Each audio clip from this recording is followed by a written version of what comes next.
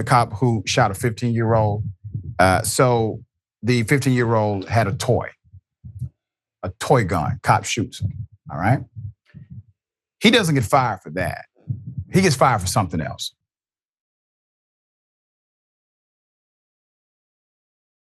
Where are you coming from? Can I see your hands real quick? Oh. Hey, it's fake. It's shots fake. Fired. Shots fired. It's fake. It's fake. It's fake. It's fake. Yeah. Put it up. Okay. Well, that officer has now been fired. Officer Ryan Westlake, who was on leave for shooting the 15-year-old already. All right. So he just gets out of his car and just boom, he shoots. You see how quick that was, right? This guy had a toy. It's manufactured as a toy.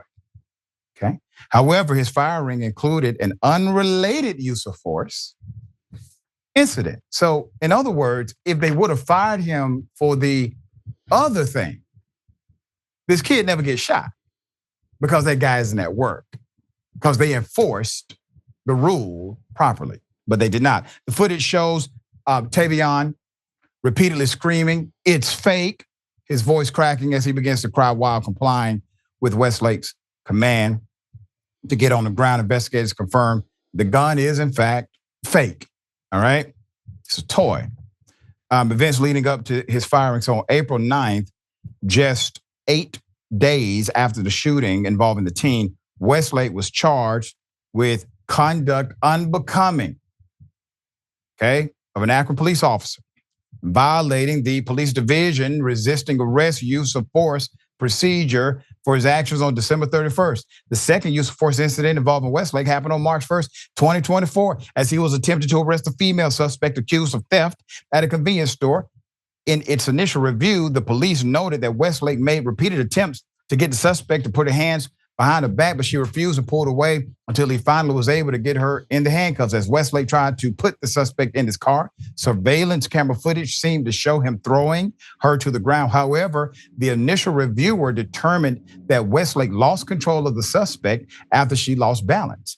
On April 16th, the police department's Office of Professional Standards and Accountability ruled that Westlake's use of force in the incident on March 1st to be not objectively reasonable.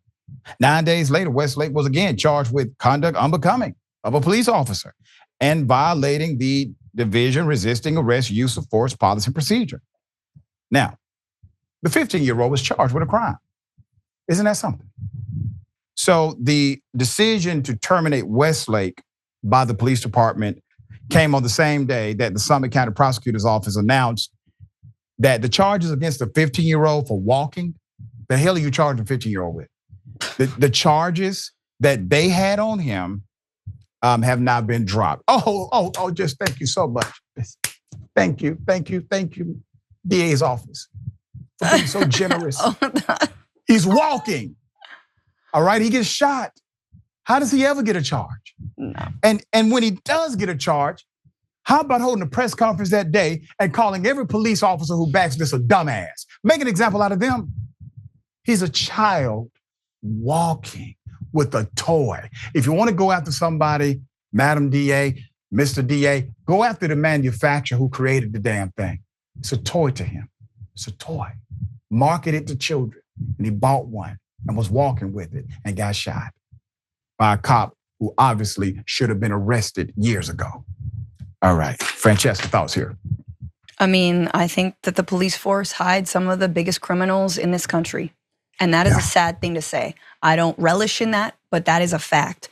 And just like different criminals out there, if you stop them when they commit, certain crimes, you can prevent them from committing bigger crimes. That's right. And you see that right here. And this criminal is a cop. And so, look, I'm reminded of Tamir Rice, obviously, who also had a toy gun. I'm so glad that this boy survived. His family deserves much more than just this police officer being fired. They deserve money and accountability and all that, but it is terrifying. I just cannot imagine. I hope they see that justice.